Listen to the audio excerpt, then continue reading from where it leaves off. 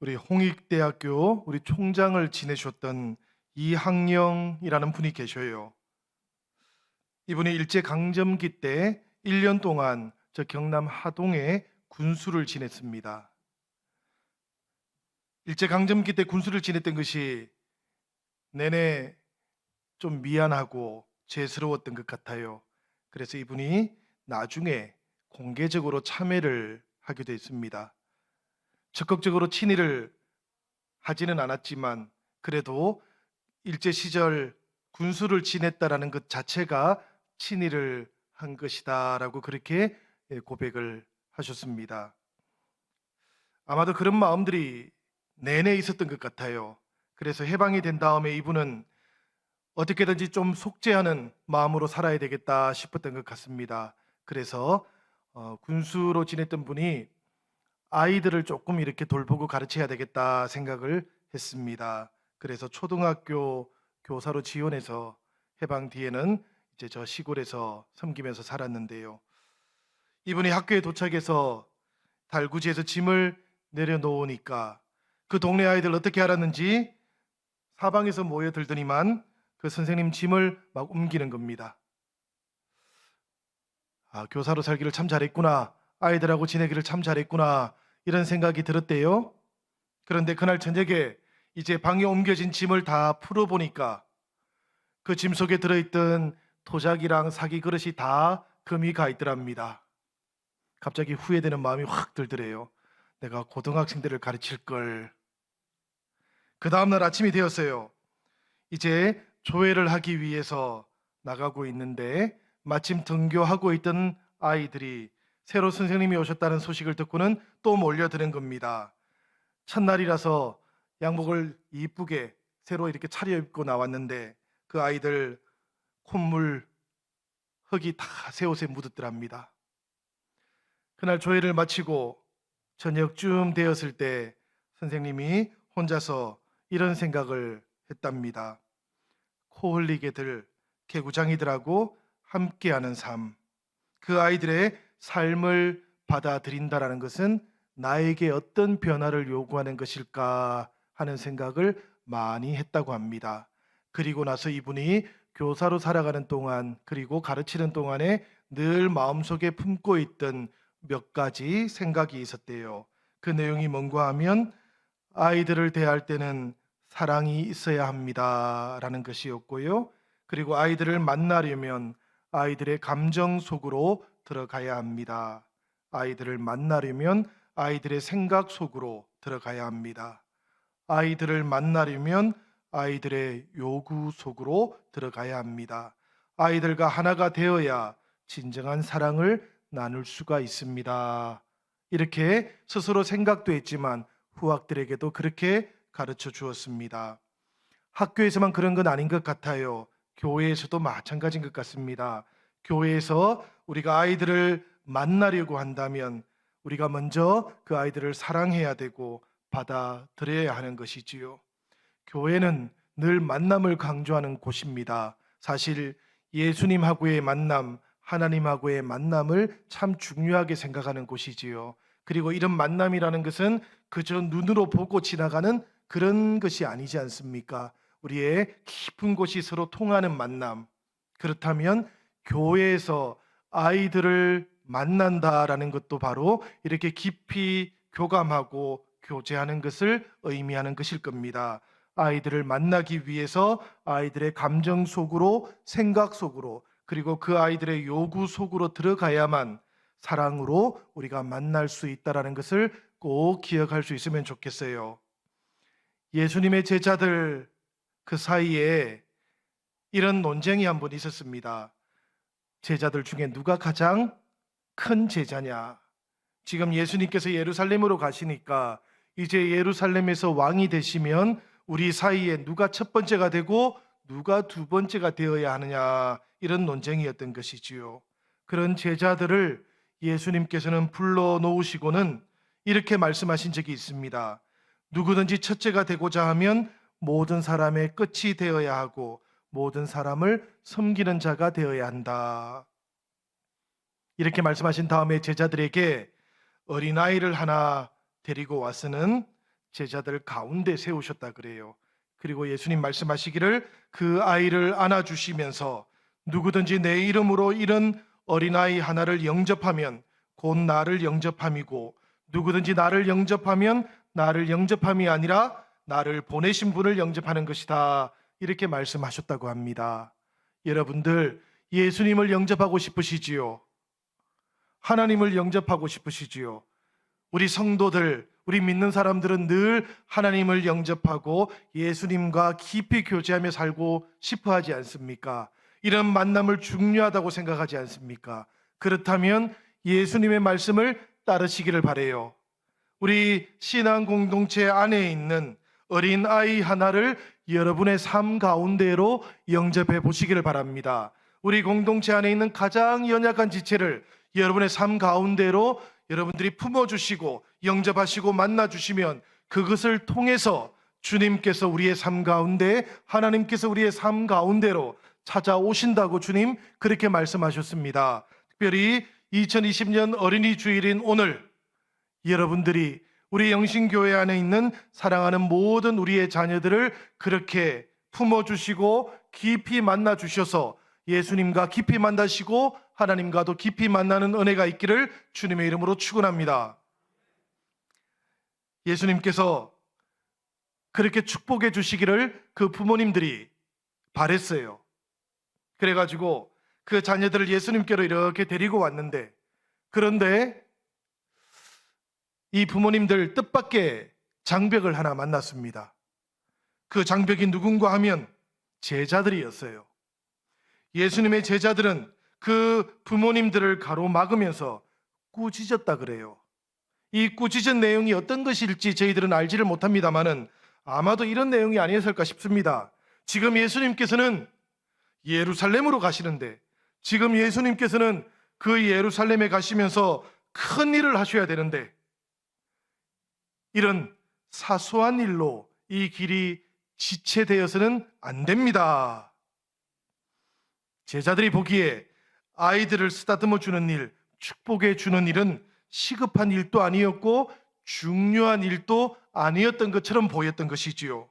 그런데 오늘 우리가 봉독했던 14절의 말씀을 보면 예수님께서는 그 제자들을 향해서 예수께서 보시고 노하시어 이르시되, 이 말씀을 보니까 예수님께서는 그 제자들을 향해서 노하셨다 그럽니다.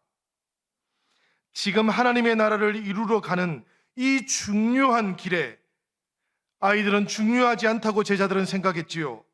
그런데 연약한 것은 사소한 것일 뿐이라고 무시해도 된다고 생각했던 그 제자들의 마음을 보시고 예수님께서는 노하셨다, 분노하셨다라고 그렇게 말씀하고 있어요. 연약한 것을 사소하게 여기는 그런 마음은 하나님께서 다스리시는 그 나라, 하나님의 나라와는 어울리지가 않는 것이기 때문에 그렇습니다. 그런 마음으로는 하나님의 나라를 전하는 것은 고사하고 하나님의 나라를 제자들 스스로도 절대로 경험할 수 없을 것이기 때문에 주님께서는 제자들을 향해서 아주 따끔하게 말씀을 하셨던 것이지요. 성도 여러분, 우리가 구원을 받고 하나님의 자녀가 되는 것, 우리가 하나님의 나라를 전하고 우리 안에도 하나님의 나라를 이루는 것은 대단히 중요한 일입니다.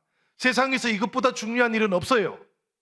왜냐하면 하나님의 나라라는 것은 이 세상에 대해서 대안적인 가치를 가지고 있는 것이기 때문에 그렇습니다. 세상보다 더 중요한 것이 하나님의 나라를 이루는 것이라고 그렇게 우리 주님께서 말씀하시기 때문에 그래요.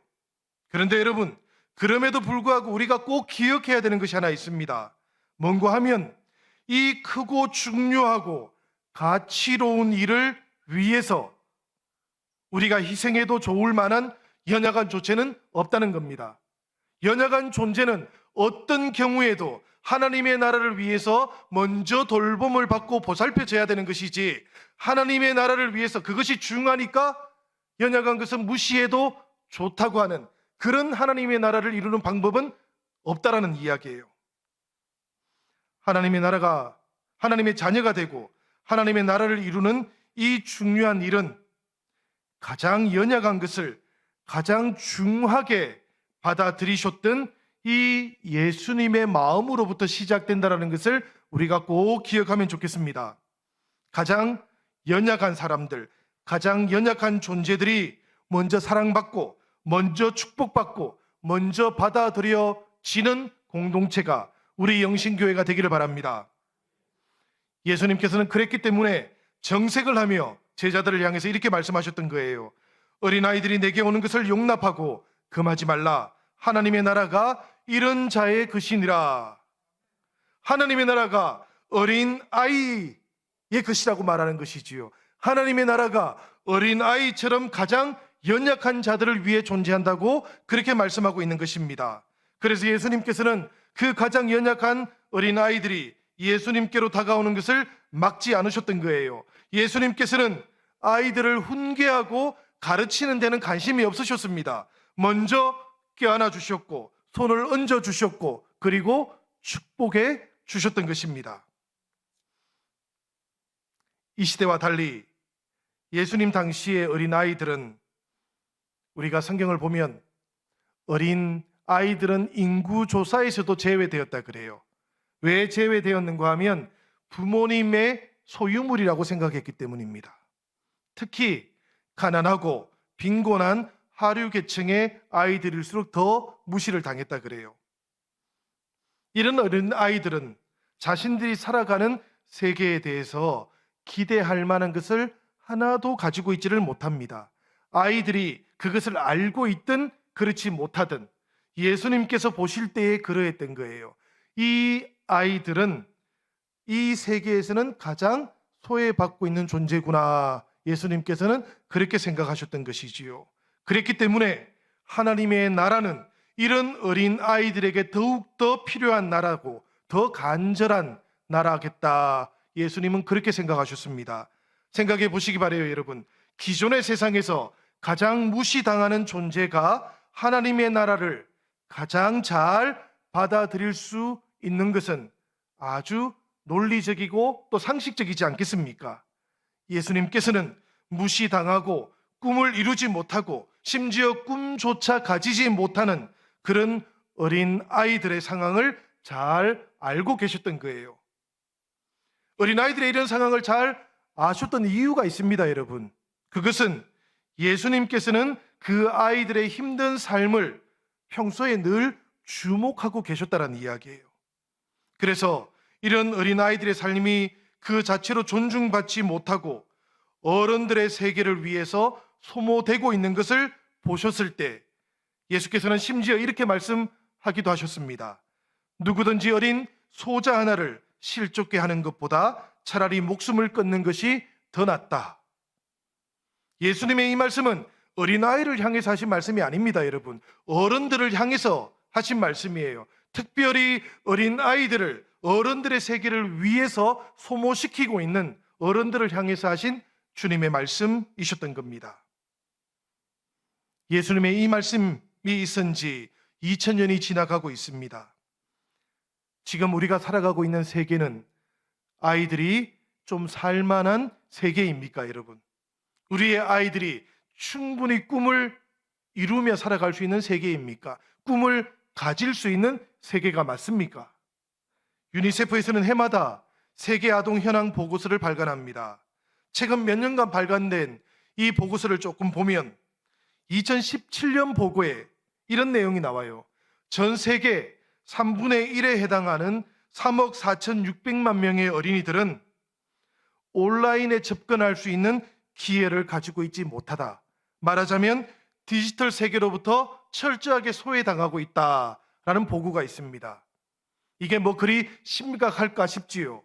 그러나 이런 아이들은 자라면서도 계속해서 디지털 문화에서 소외되기 때문에 이후에 이런 디지털 세계, 스마트 세계에서 가질 수 있는 직장으로부터는 철저하게 소외되어 버립니다. 어떤 기회도 가지지를 못해요. 2019년 보고서에 보면 전 세계 5세 미만 3명 중에 1명이 지금도 여전히 영양실조 상태라고 합니다. 2세 미만의 영유아 3명 중에 2명은 영양부실 상태라 그래요. 이 보고서를 조금 더 멀리 한번 보면 2008년에는 어린이 생존이 주제였습니다. 2만 6천 명의 아이들, 5세 미만의 어린이들이 매일매일 죽어간다고 보고되어 있습니다. 10세 미만의 어린이가 5초에 한 명씩 굶어 죽어간다라는 보고도 있어요. 1억 7천만 명에 해당되는 어린이가 교육의 기회를 여전히 가지지 못하고 공장이나 농장에서 혹은 채석장에서 혹은 전쟁터에서 어린이 노동에 동원되고 있다 그럽니다. 우리가 살아가고 있는 이 세계가 예수님께서 말씀하셨던 그런 세계로 변화되고 있지 못한 것이 분명합니다. 여전히 모든 어린이들에게 희망을 주고 있는 세계는 아닌 것이지요.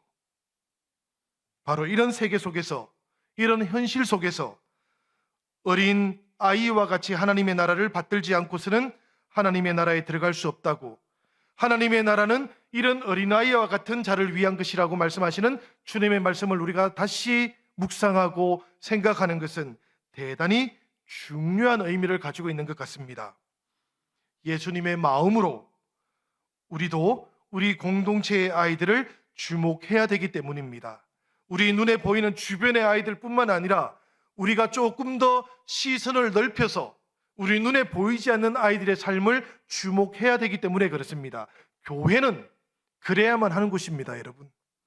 내 육신의 자녀뿐만 아니라 우리 신앙 공동체의 모든 자녀들을 이 예수님의 마음으로 우리가 주목하고 관심을 가져야 되기 때문에 그래요. 예수께서는 어린아이들을 받아들이실 때 아무런 조건을 보지 않으셨습니다. 그 아이가 어떤 아이인지, 그 아이가 누구의 아이인지 예수님께는 하나도 중요하지 않았어요. 아이는 아이라는 존재이기 때문에 우선적으로 받아들여져야 되는 그런 대상이었습니다. 그 아이를 향한 하나님의 계획이 있고 그 아이를 향한 하나님의 사랑이 있기 때문에 아이라는 존재, 그 아이가 가지고 있는 미래는 우선적으로 경이롭다고 예수님께서는 그렇게 받아들이셨던 겁니다. 그래서 조건을 뛰어넘어서 존중해야 되고 돌봐야 된다고 우리에게 몸소 보여주셨던 것이지요. 저는 그런 생각을 합니다. 오늘 본문에 나오는 예수님께 조건 없이 받아들여진 아이들, 쓰다듬어진 아이들, 그 아이들 가운데 몇몇은 분명히 자라가고 또 성장해 가는 동안 주님 같은 분에게 거절되지 않았다는 것, 주님 같은 분에게 받아들여졌다라는 그 체험 한 가지만으로도 자신의 인생이 충분히 살아갈 가치가 있는 것이라고 그렇게 늘 생각하면서 자라갔을 것이고 어른이 되었을 거라고 생각합니다. 사랑하는 영신성도 여러분, 우리 영신교회 모든 아이들도 조건 없이 사랑받을 수 있기를 바랍니다. 우리 영신교회 아이들도 자신들의 감정을 존중해주는 어른들에 의해서 받아들여지는 경험을 할 수 있기를 바랍니다. 우리 영신교회 아이들 누구누구네 집 아이가 아니라 우리 교회에 하나님께서 위탁하신 우리 모두의 아이로 받아들여질 수 있기를 바랍니다. 단 한 명의 아이도 우리 교회에서는 차별받지 않고 소외받지 않을 수 있기를 주님의 이름으로 부탁을 드립니다. 어린아이와 같이 하나님의 나라를 받들지 않는 자는 결단코 그곳에 들어가지 못하리라. 예수님의 이 말씀은 아이들뿐만 아니라 어른들에 대해서 중요한 의미를 가지고 있는 것이지요. 어린아이와 하나님 나라에 대한 아주 오래된 성경 말씀이 하나 있습니다, 여러분. 이사야서 11장 8절의 말씀인데요. 이 말씀을 우리가 같이 한번 읽어보도록 하겠습니다. 다 같이 읽겠습니다. 젖 먹는 아이가 독사의 구멍에서 장난하며 젖된 어린아이가 독사의 굴에 손을 넣을 것이라. 아멘. 이 말씀에 따르면 여러분, 하나님의 나라는 어린아이가 독사의 굴에 손을 넣을 수 있는 곳이라고 합니다. 이 말씀을 두고 마음이엄 교회라는 곳이 있는데요. 이 교회에 김경환이라고 하는 청년은 이렇게 묵상을 했습니다.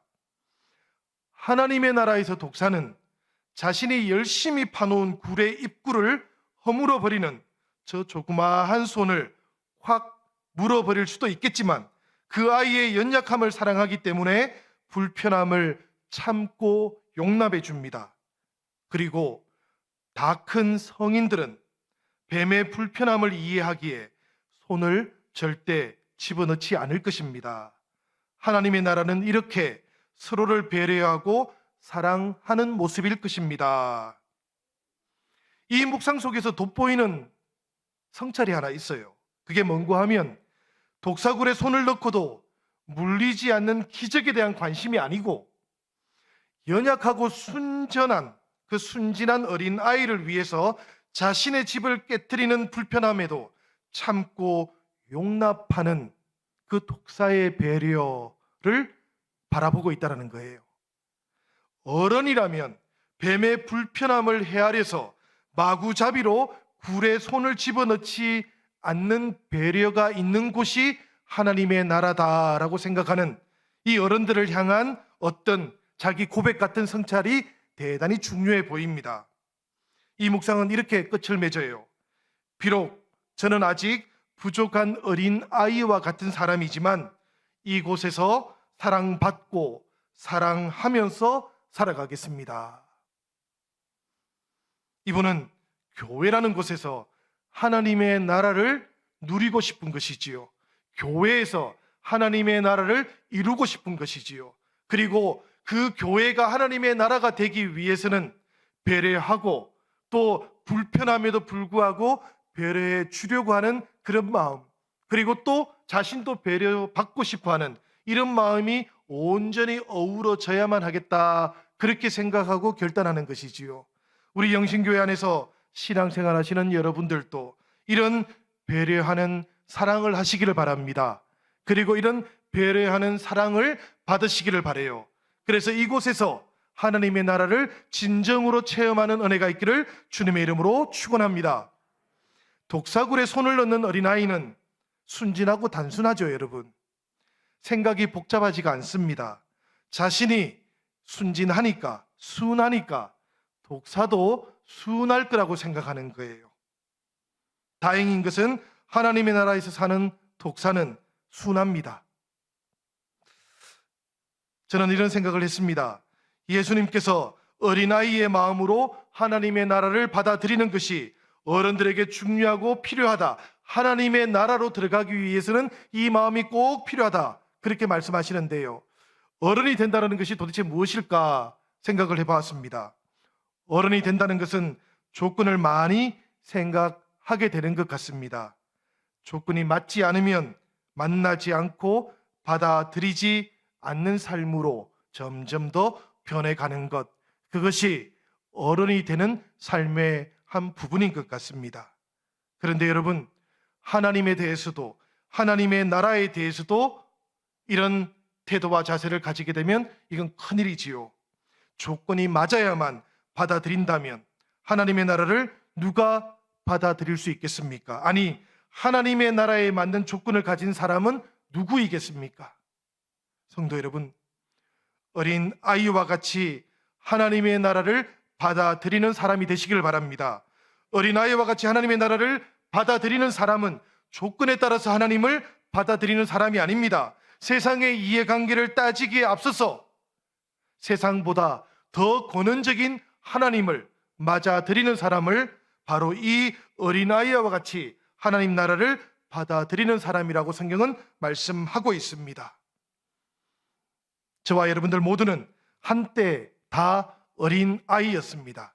어린아이였던 적이 없는 어른은 존재하지를 않습니다. 어린아이였던 우리들 모두는 그때 하나님을 향해서 순전한 마음을 가지고 있었지요. 복잡하지 않은 마음, 계산하지 않는 마음을 가지고 있었고 그렇게 하나님을 만났습니다. 그런 마음으로 하나님의 자녀가 되었던 것이지요. 지금도 여전히 우리는 어른이지만 하나님께는 어린아이입니다. 하나님의 자녀입니다.